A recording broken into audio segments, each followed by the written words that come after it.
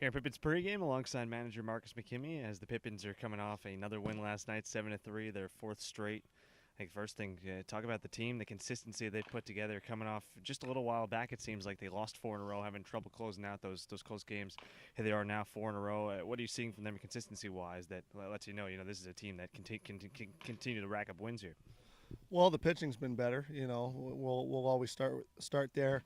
The funny thing is we still haven't played well to start games, right? You know this and I know this. I mean, we haven't been very good at striking first. We've played from behind even here in the short past, but in order to make those comebacks and in order to get teams late and to change the momentum, you have to have zeros on defense, from your starter and the middle guys. And we've had that, regardless of giving up runs early, we put up zeros, throughout after that and given us a chance to come back. I mean, early on we weren't able to do that because we continue to give up runs, and it's really difficult in this league to come from behind. But credit our guys. I mean, we've made some adjustments. It's still not ideal. It's not perfect. It's not where we want it. We're not a playoff team by any means yet, but we've got a plan, and I think we're doing a better job of executing it. You talk about the boost from the pitching staff. Last night you got the return of Chris Dalto, his first appearance since June 3rd. Connor White coming back. He's been gone about a week since he had that tough outing in Walla Walla. But talk about those two guys. You talk about throwing zeros up on the board. Even Taylor Dollard gave you some pretty good innings. The boost from the relief guys like you were talking about, and the value of having guys be able to come back and bounce back the way they did. I don't care if it's on the mound after an injury, position players, when guys have days off or we've got guys that are nicked up.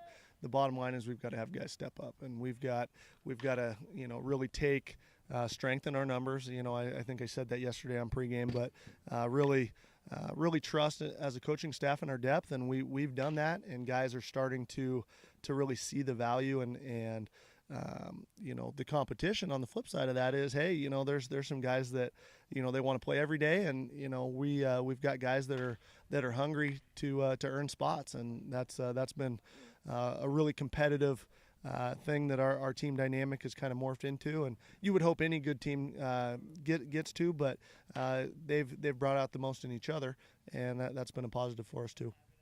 I think a big part of winning close baseball games, the way you guys have done of late, is scoring with 2 outs. This is a team that, coming into yesterday, we right around 2/3 or so, runners in scoring position, 2 outs.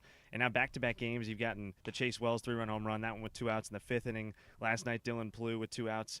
Is there an adjustment guys have made, or is it just an understanding of the importance of being able to strike with 2 outs? What have you seen from the team there with 2 outs, the way they've been able to produce the last couple of days?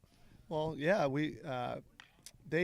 they scored their first 2 runs with 2 outs, right? The first 2 runs of the game were 2-out damage, and we really, that's one of our absolutes is being the better team with 2 outs, whether that's on defense or on offense, and really it's a backbreaker, to any team. If you lose the 2-out battle, it's really tough to overcome that. It's just like turnovers in football. I mean, it's a pretty telling stat.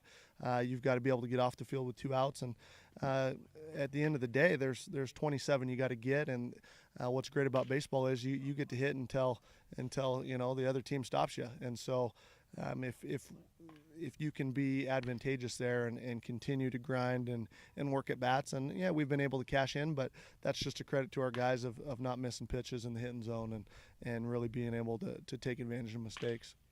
They do indeed have to stop you guys offensively. That's a hard thing to do right now. This team has put up 14 home runs on the board. That is as much as the last 2 seasons combined. Pippins going for the sweep and 5th in a row tonight against Bend at 7:05.